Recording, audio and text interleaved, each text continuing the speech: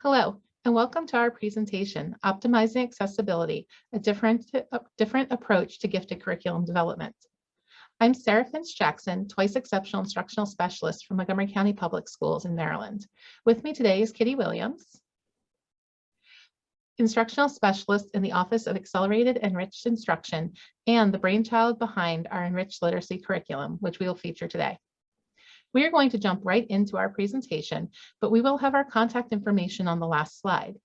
Also in the participants handout, you will find a copy of this presentation and samples of the many elements of our curriculum. So if you are taking notes, don't worry about capturing every word. We will provide notes and outlines for everyone. So our outcomes for today are to describe how MCPS utilizes accessible curriculum design for all gifted learners, identify areas of intentional accessibility tools in advanced learner curriculum to meet the students' strengths and abilities, and how to possibly replicate curricular and instructional approaches to modify existing instructional programs to meet the needs of gifted learners. And in order to do that, the first thing we want to do is provide context for what led to the optimization of our curriculum. One of the most unique aspects of our school system is our comprehensive continuum of services for twice exceptional students. I'm not going to go into details of all the services today, but I do want to highlight that today we are focusing on our general education curriculum and setting. This is where the vast majority of our approximately 3,500 twice exceptional students live, academically speaking. The other important context to establish is, of course, the pandemic. While our office has a strong belief in accessibility of advanced curriculum, the impetus and more importantly, the time just hasn't been available to us. But as we can see, the spring of 2020 didn't leave us much time to make drastic changes. At this point, we are working about 1 to 2 weeks ahead of the students, flipping our lessons to an online setting. By the summer of 2020, we were charged with developing a summer reading and writing camp-style program for advanced learners in rising grades 4 and 5. This was our first opportunity to start the conversation with first a theme and next discuss the tools available to us in the virtual world. Moving through the summer and realizing that we would start the school year virtually, we approached each week's planner with the questions: what is good for our students with different learning needs, and would this be good for all students? These questions framed our planning discussions, allowing us to determine when the accommodations would be incorporated into general instruction and when they should be considerations for teachers whose students need more support. This was also when we changed our approach to professional development. Finally, as we moved into the spring of 2021 and some students transitioned back into classrooms while others remained at home, we made the move to make recommended accommodations to be universal accessibility. And now that we know the context, Kitty is going to introduce you to the ELC, or the Enriched Literacy Curriculum. The Enriched Literacy Curriculum was first developed in response to an MCPS, Montgomery County Public Schools, study of criteria-based magnets and interest-based academic programs. The report revealed that there were gifted students in every one of our elementary schools within our district, with thousands of those grade 3 students who met the criteria for our elementary magnet program in 4th and 5th grades. Our office was charged with developing a curriculum to implement at the local elementary school that would be comparable to our magnet program. And so ELC was created and developed for all of those students who were not in our magnet, but were at the local school. The ELC is a humanities-based interdisciplinary curriculum that utilizes best practices in gifted education and uses gifted education research and instructional design that is best utilized to address the needs of academically advanced learners. It is based on the Maryland College and Career Ready standards because our school district utilizes a standards-based grading system. However, the curriculum learning experiences are intentionally designed using above grade level materials and tasks that extend beyond those grade level standards. It is also very quick paced with many opportunities to enrich student learning with depth and breadth of topics. There are 4 units of study developed around concepts and themes that are related to a focus question. In grade 4, our first unit is, what does it mean to be strong? All of the learning experiences will be developed and introduced to the students, and they will experience the learning all around that focus question. Then in unit 2, what makes communication successful and what makes it unsuccessful? Unit 3, where we begin to implement our William and Mary, which we'll talk about in just a moment. How does studying authors help us reflect on our own heritage, culture, and life? And then finally in unit 4, why might someone try to see something from a different perspective? And then turning to grade level 5, unit 1, what makes it hard or easy for people to compromise? Unit 2, to what extent does the way people view the world reflect how they see themselves? Unit 3, how can patterns help us better understand literature, history, and our world? And then finally in unit 4, why might someone try to see something from a different perspective? Student learning experiences in the ELC consistently encourage development of critical and creative thinking skills that emphasize that transfer of skills, of strategies, and knowledge to all content areas. There are reading tasks that support the writing tasks and vice versa. So we have that strong reciprocity. For example, if students are engaged in literature circles for the fantasy genre, they're also writing an original fantasy story. Problem and project-based learning is a staple in ELC with technology integration that enhances the student learning and products that they produce. For example, students in grade 4 engage in reading, writing, speaking, listening, and viewing learning experiences as they study environmental issues in science.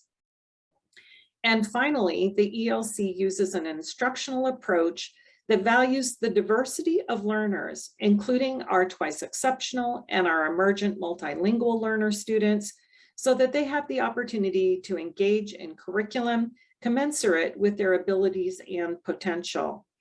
Specific accommodations are highlighted in the curriculum for teachers, as well as explicit attention to this aspect of the curriculum during our professional development sessions. So, what materials are used in the ELC? I'm sure many of you recognize several, if not all, of these resources that are often included in curriculum for academically advanced learners and gifted learners.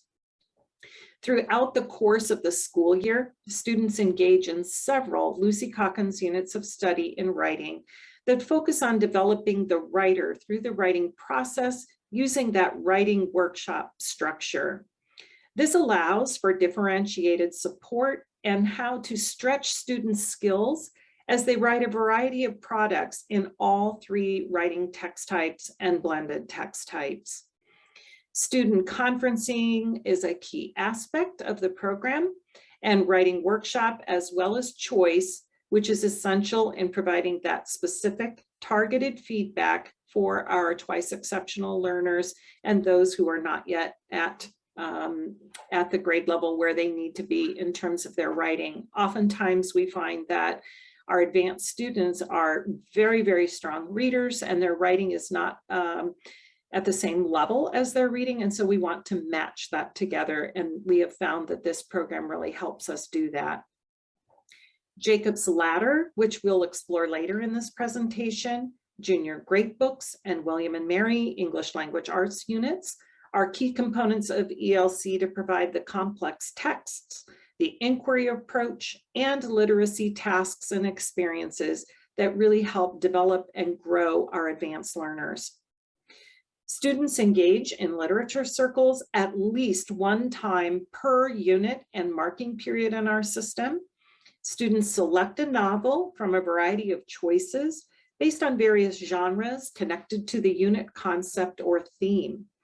The literature circles are a definite hit with our students who have expressed it is one of the favorite parts of their day.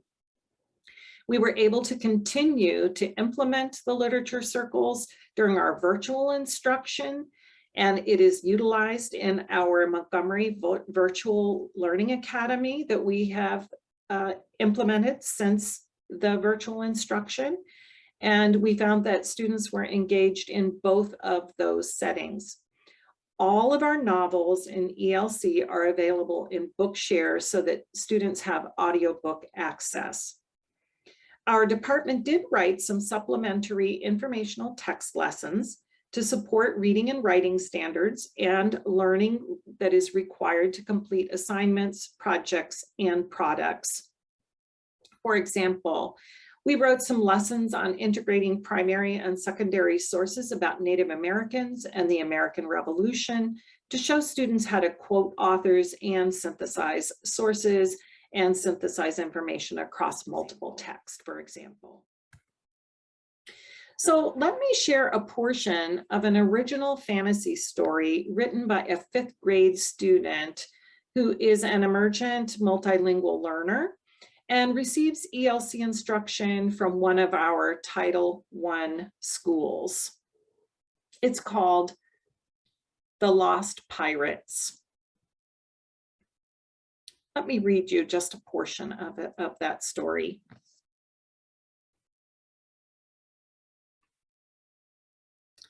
The theme is good versus evil.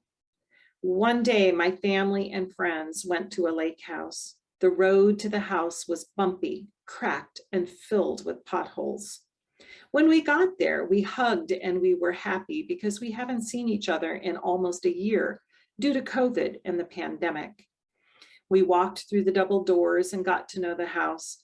Aunt Bella told us to choose our rooms. There were different types of rooms. My parents ended up taking one at the end of the hallway, and let's just say it looked like it came out of a horror movie. Spider webs everywhere the eye could see, and dust everywhere.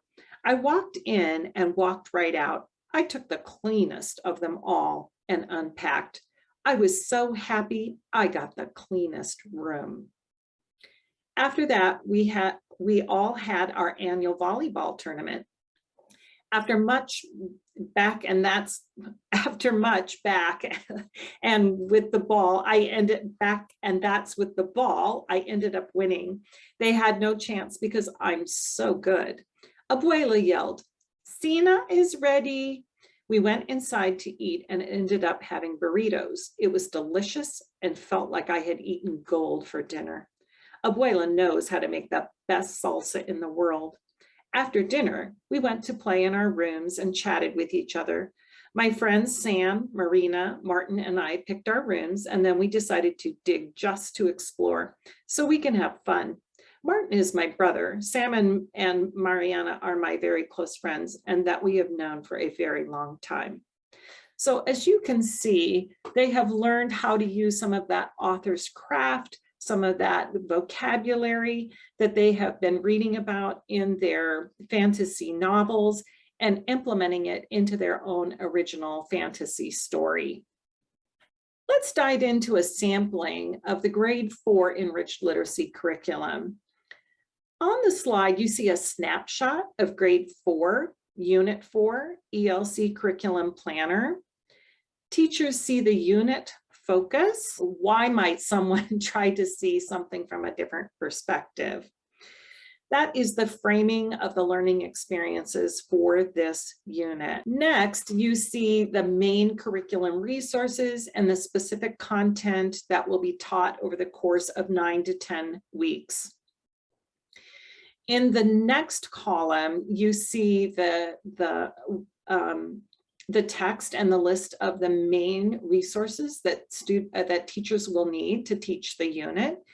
And you can see that many of them are in electronic form, which we converted during that virtual learning period of time. This is especially helpful for our special population students, twice exceptional students, emergent multilingual students, and those who might just need that extra support, as well as other diverse learners who might need that accessibility feature, such as the Read To feature. And then finally, in that last column, in the performance tasks, this is what provides teachers with a listing of formal tasks that engage students in reading and writing experiences that are accessed and assessed and graded. You will also notice that there are optional tasks, and this is to provide that continuum of learning for our schools who might need even more of a challenge than what is already in the planner. Every curriculum planner has a section for specific information and accommodations for our twice exceptional learners, as well as a place for some strategies that can be used for your emergent multilingual learners. And then you see that there is a standard up at the top that lists that teachers need to know, because it provides that guidance to teachers for to consider necessary accommodations to address student needs before implementing the unit. It also helps teachers know that they need to collect various student work samples for a student portfolio, and are reminded to designate some of the work samples for the case manager. And of course, remember about Bookshare, all of our novels are available on Bookshare for our students that need them. Now we are looking at a screenshot of the first week of the curriculum planner for Unit 4. The specific teaching and learning is listed by reading and writing learning experiences, and you are seeing the reading portion. Notice that the students review their previous reading goals, and they do this in writing as well. And then they set new goals. That's really important for advanced learners to learn to reflect on their learning, set goals for themselves to further their learning, and then continue to reflect, set new goals, reflect, set new goals. The texts and performance tasks are listed for the week. Here, students will read a novel, they'll read a short story and poetry, and develop their own Where I'm From poem. We'll look at some of those examples soon. And then finally, you will see some specific teacher guidance to accommodate twice exceptional learners with the specified tasks. Here you are viewing the rest of the reading learning experiences, which provide teachers with a possible extension for their students while they are reading all summer in a day. And then you will see the writing experience, learning experiences that are listed as well, which includes that Where I'm From poem. And now I'm going to let Sarah talk a little bit about these Where I'm From poems that were written by twice exceptional students in a self-contained grade 4 classroom. Thanks, Kitty. So I'm going to read a couple of samples from our grade 4 students. Where I'm From. I am from dog hair, from Eins and wet dog food. I am from messy, wet, hairy, soft dogs. I am from squirrels, cute, fast, crazy. I am from pizza and being annoying, from Deborah and Vincent.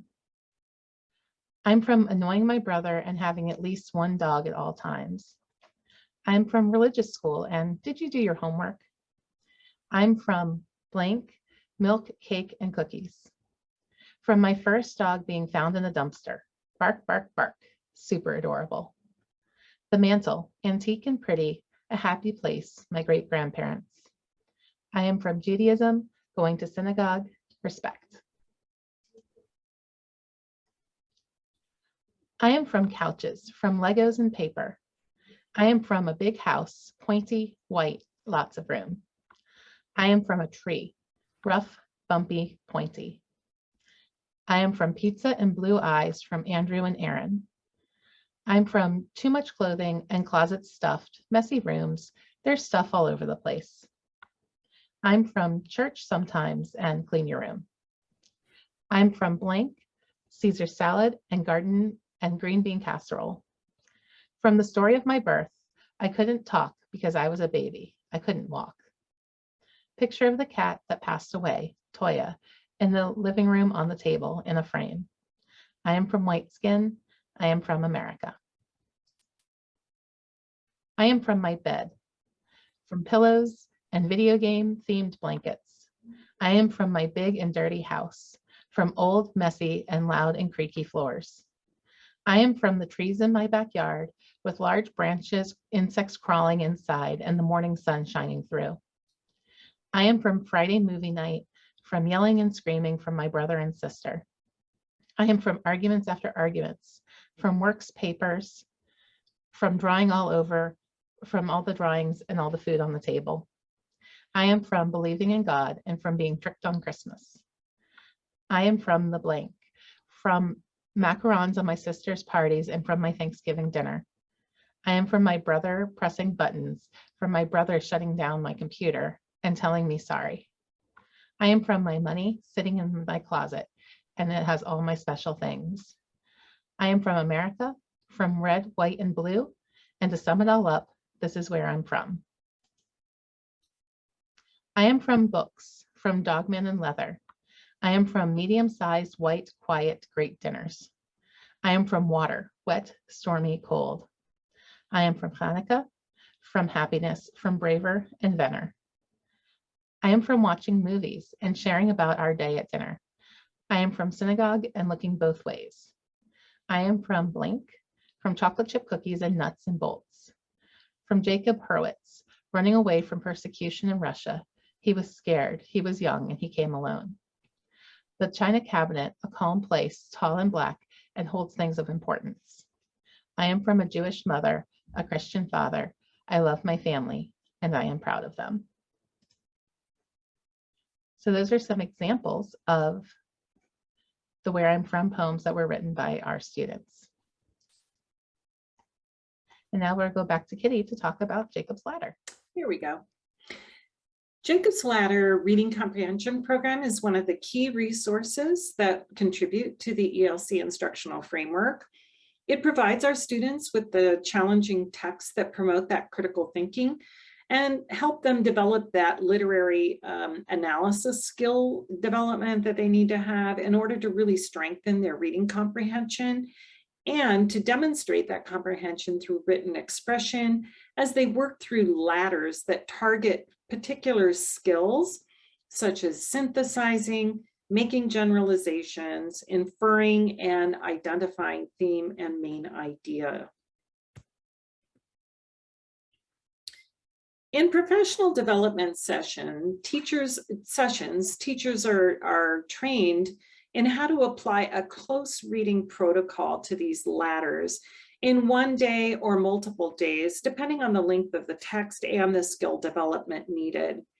This close reading prepares students for deep analysis through multiple readings, annotating text, targeting skill focus, and discussion, as well as finding that evidence in the text to support their thinking. Particular selections have been identified from the grade level resource, and we also use nonfiction grade level resources to coordinate with the unit concept and themes. For example, students read poems and engage in a variety of ladders while they are writing poetry. The instruction can occur in a whole group lesson or in small group lessons, and the teachers may use additional selections to those identified in the curriculum to support student skill development as well. And now I'm going to turn it over to Sarah to talk a little bit about how we took this concept of ELC and put it into summer instruction that has been used for at least a couple of years in our county to address these students that are oftentimes in our ELC classrooms. Sarah? Thanks. So during the summer of 2020, our office was tasked with developing a 100% virtual summer camp program for reading and writing that addresses both missed opportunities from the spring of 2020 instruction and prepares students for the fall of 2020 instruction. And we are also given the extensive amount of time of 21 days to both write the curriculum and the teacher training. The directive from our central office was to identify these standards and also to make this engaging like an in-person summer camp would be. So For our fourth graders, our camp was centered around the fantasy genre. It was a 3-week program of 1 hour of reading and 1 hour of writing instruction, with students choosing one or both camps. All of the learning experiences were geared towards gifted learners in a camp-like atmosphere to prepare them for the rigors of ELC in the fall. Grade 4 specifically focused on increasing reading stamina for students and also attention to detail in their writing. For the readings unit specifically, our students chose a fantasy novel to read from a list of diverse authors and/or diverse or inclusive characters. We were very purposeful in our recommendation of text for the program. And although we included classic fantasy such as The Chronicles of Narnia, A Wrinkle in Time, we also very carefully highlighted novels such as The Jumbies and Hurricane Child. We also made sure our novels were digitally accessible to students, including the full-length novel Guardians of Lore, which the author is posted entirely online. This novel could be read by Google Read + Write on any Chrome browser. In addition, all excerpts and short stories were selected to develop particular skills or literary analysis, and as writing exemplars as origins of a fantasy short story. These selections were also made available through PDF, Google Docs, and other accessibility software.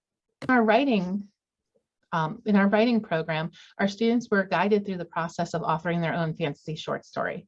Digital tools, screencasts, video conferencing were all used to model techniques and conference with students and ways to gather feedback. Students had choices in plot and writer decisions, and they were always acknowledged and emphasized to develop the individual writer. Students were taught how to use the accessibility software, such as speech to text, to capture thoughts and ideas, which then normalized the use of this technology for all of the students in the camp, and regardless of whether or not it was something that was on their individual plan. We also had a comparable mystery whodunit for our fifth graders, which focused on increasing that writing stamina in the writing curriculum and focused on plot twists and other literary devices to make changes to further advance and develop writing for our fifth graders. A big part of our professional development focus was more about the building of capacity of our teachers as opposed to focusing on the individual minutiae of the curriculum. So, for example, part of what we did was we worked with our teachers to show them how to utilize the knowledge and expertise they had from either other offices at our level or from other parts throughout their individual schools.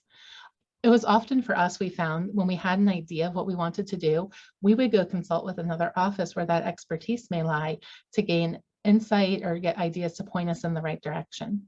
And so in our professional learning and curriculum notes, we often would point out opportunities for a teacher to find a collaborative partner, such as their English language development specialist or their special education specialist or content support people within their own schools to help build their own capacities and learn about the capabilities of their colleagues at the school.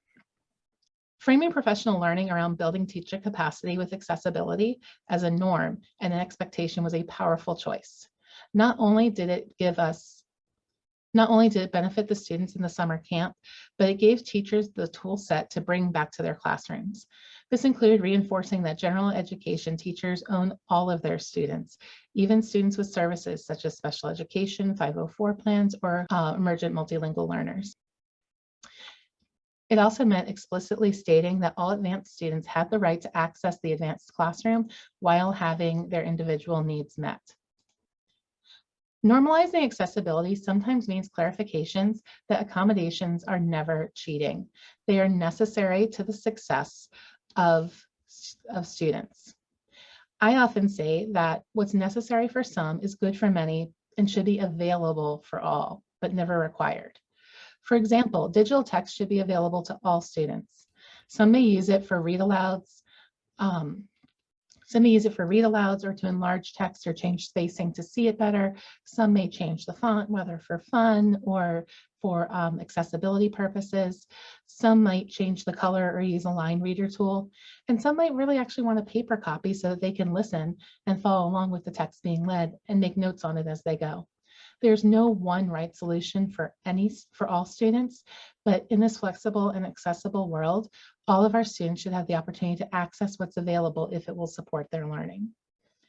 And by making accessibility the norm, it highlighted opportunities for collaboration among the school-based colleagues as they work together to define what accessibility might mean for their students. Another advantage of this model is it makes it easier for special education teachers and 504 case managers to collect data on how these documents are implemented in the classroom. Teachers in these roles must provide evidence, usually quarterly, of how accommodations, supplementary aids and services, and IEP goals are implemented and measured. By highlighting in the curriculum planners opportunities to implement common accommodations and examples of work sample evidence, general and special education teachers are able to share the burden of demonstrating specialized instruction in the classroom. So, takeaways from the accessible curriculum development, we really want you to walk out with 5 major points from what we've talked about today, so that as you go back into your own settings, you're able to think about or reimagine how you approach instruction in your classrooms. So the first one is that accessibility should not be an afterthought. It's a forethought with intentional planning.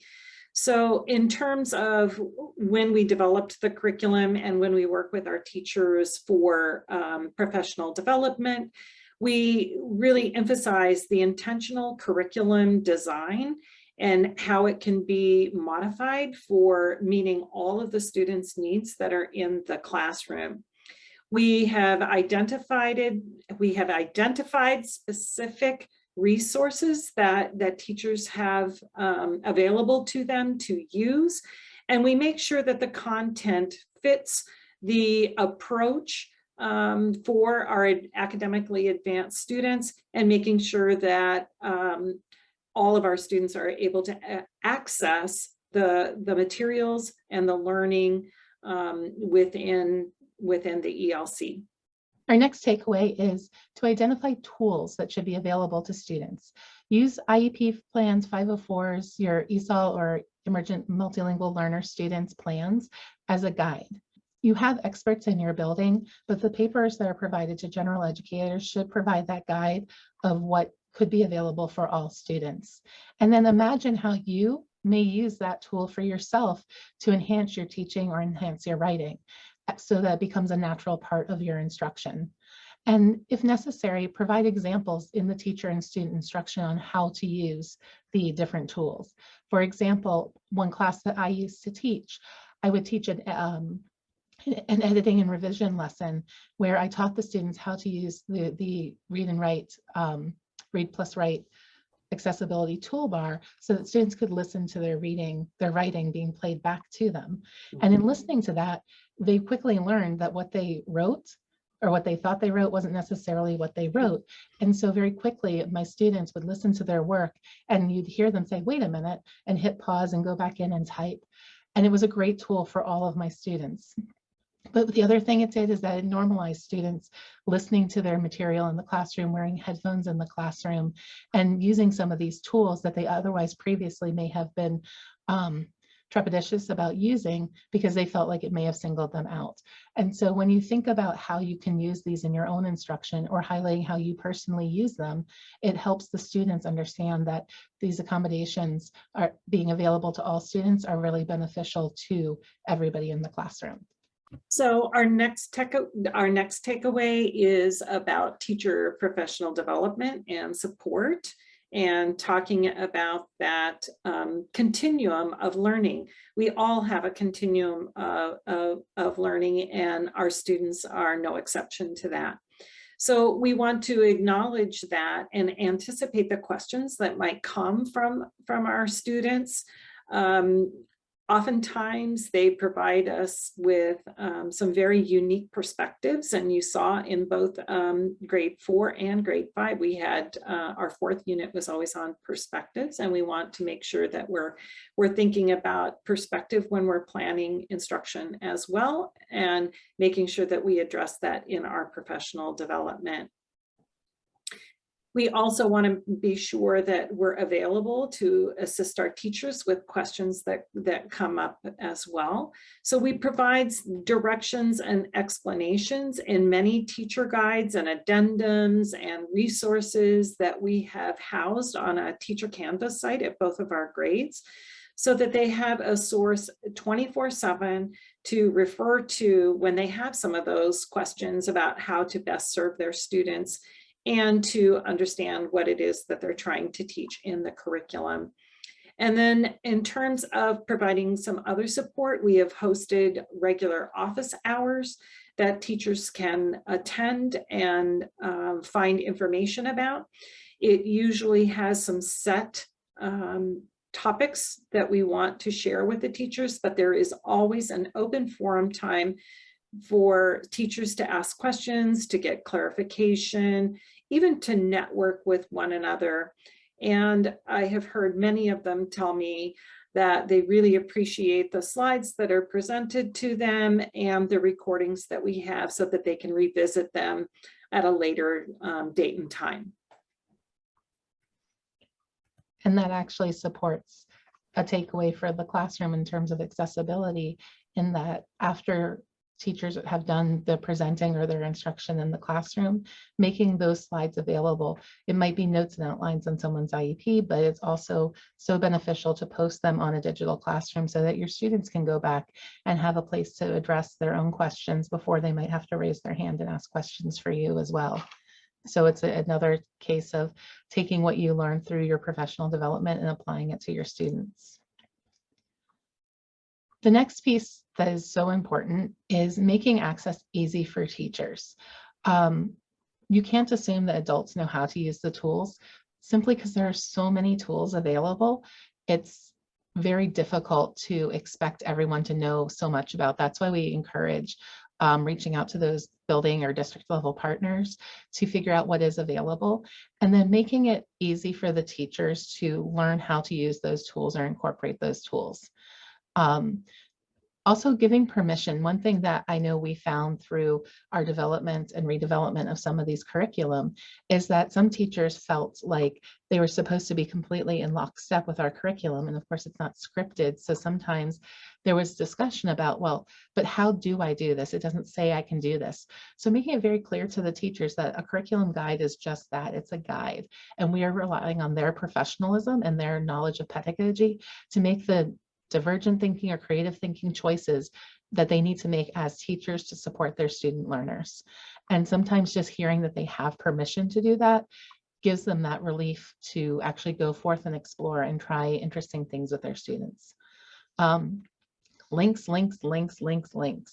If you notice in the curriculum guides that we've gone over and in the samples that we'll provide to you, every time we mention a resource, we either link to the actual resource, or if it's a tool resource, we link to the guide to remind the person how to use it.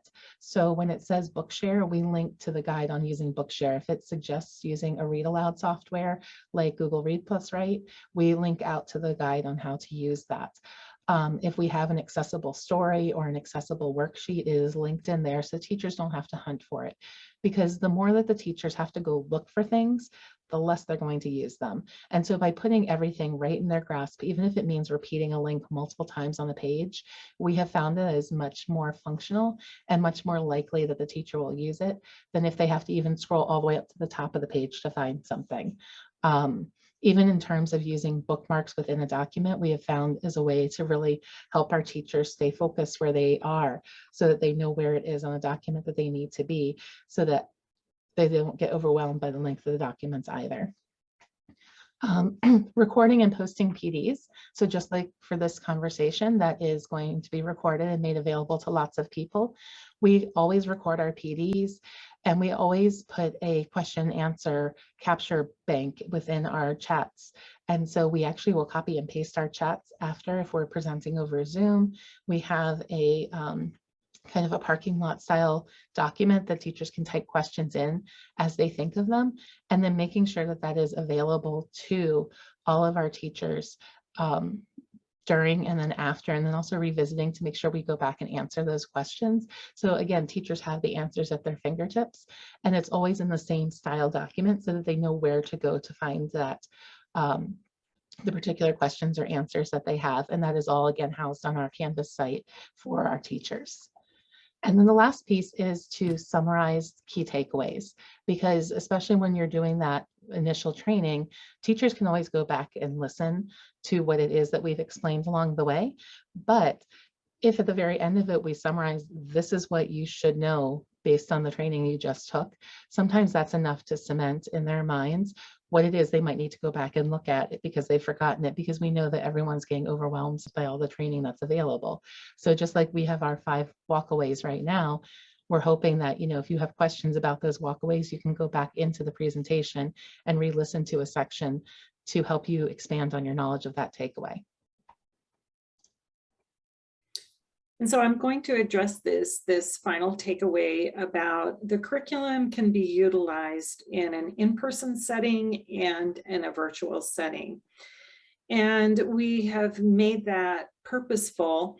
And as I mentioned to you earlier, our district has started a virtual academy. So it was very important for us to be able to take what we had done virtually and then put it into an in-person learning format and vice versa, because we actually started with in-person, then had to transition to virtual, and then transitioned into a hybrid, and even even at this point, our system still has the opportunity for students who are at home because of COVID to be able to access the enriched literacy curriculum while they are recovering at home, or last year when they were quarantining at home.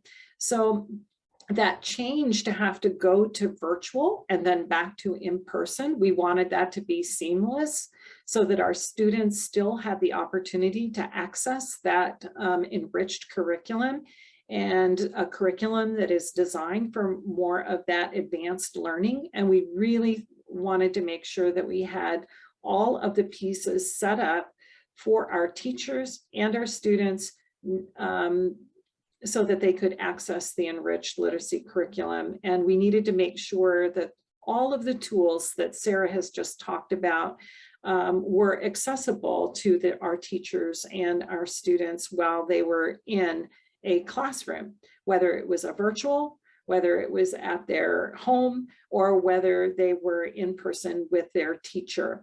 And so I think what you'll find is when you're looking at what we have developed, it can go across multiple settings, whether it's virtual, in person, or even a hybrid. So I'm going to turn it over to Sarah to wrap this up for us. So first of all, we want to thank all of you who've joined us and who are watching our recording. We hope you come back to it frequently. And we also hope that if you do have questions, that you utilize our email addresses on the slide right now and reach out and ask questions. We're always happy to answer questions if we can, or point you in the direction of a resource that can. Our biggest takeaway from this is just the idea that the universal design for learning is meant to be exactly that. It is meant to be a universal design that emphasizes choice and access for students, regardless of the setting that they're in. And so as you embark on this school year and as you embark on future curriculum design, we hope that you keep these lessons in mind and really think about how we can make our advanced learning available and accessible to all of our advanced learners. Thank you very much. Again, I'm Sarah Finch-Jackson. And I want to thank you for your time and attention. I'm Kitty Williams, and we're very happy to be able to share this information with you and hope that you find it helpful.